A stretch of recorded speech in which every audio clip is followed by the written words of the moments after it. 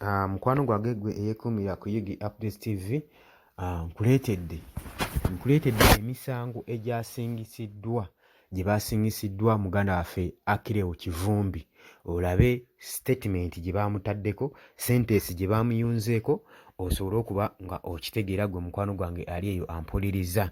Olabe lugiimu eno mulembe ki gwe tulimu gwe muganda wange ali eyo. Kale nkwanirizaako nate gwe yenna yeekuumira ku Yugi Updates TV, kutegeeza nti okola kyamaanyi nnyo okwekuumira ku mayengo gano yonna gy'osinzira okuba nga otuwuliriza, okola kyamaanyi. Baganda bange abali e Bulaaya, abali emitala w'amayanja, sinza genda kwerabira kubabuuzaako era mbakulisaayo nnyo mu wiikendi, mbakulisaayo nnyo yonna gye mwabadde olunaku olw'Essande, yonna gye mwakyakalira mwatambulira ebibadde bigenda mu maaso mu ggwanga mwabadde mubiraba, twabibatuusizzaako nnyo bulambalamba.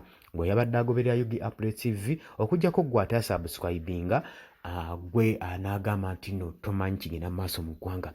Wabula gwe nawe wasubscribinze nkubiriza toweerabirako na mukade akakuyambako kuleetera notification message okusobola okuba nga ofuna alerting message nti waliwo notification, waliwo document oba information gye tuyingizaawo gwe mukwano gwange eyeekuumira ku Yugi Updates TV.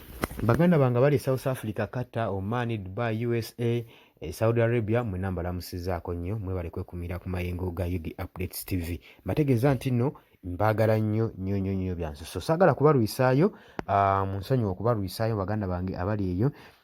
Lipooti eno gye basingisizza Akileo Kivumbi, ono nga yabadde head of the security wa National Unity Platform, amanyikiddwa nga Akileo Kivumbi. Olunaku wiiki eri ewedde we yakwatibwa abakuumaddembe n'atwalibwa mu kifo ekitamanyikibwa. Bwe yateekebwa mu mmotoka ya kabangali ekyamanyikiddwa nga eya Nuuwa n'abuzibwawo, n'oluvannyuma n'akomezaawo mu maka ge ne bakola house search ne babaako emisango gye baamuteekako. Muno ne bagamba baasangamu ebintu eby'enjawulo gwe mukwano gwange ali eyo, nga mukyala we waatugamba gwe mukwano gwange. Nga we nabikuwadde gwajja afollowinga Yugi Updates TV.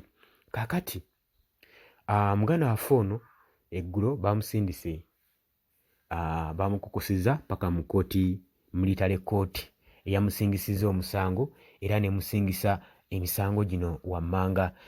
Kooti yagambyewo eti egamba the Republic of Uganda, Uganda People's Defence Force in the General Court material holding at Makindye,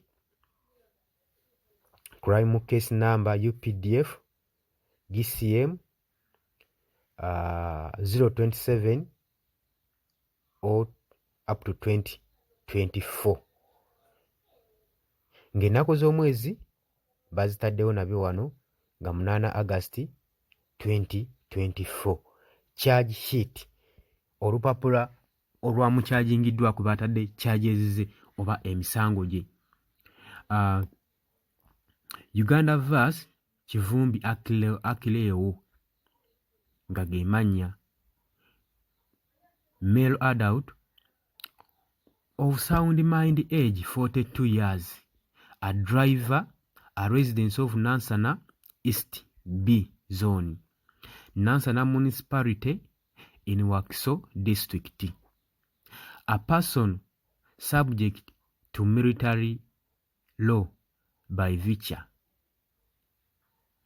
of S 117 1 Article H 2 of the UPDF Act 330 is hereby charged with statement of offence, unlawful possession of defence store, COS 158 Article 1, Article 2 and C of the UPDF Act Cap 330.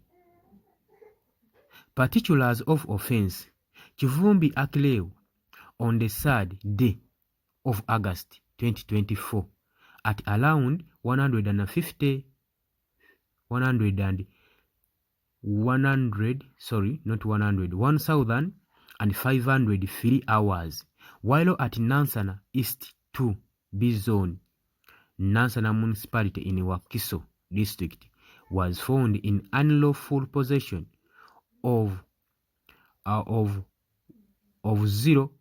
pair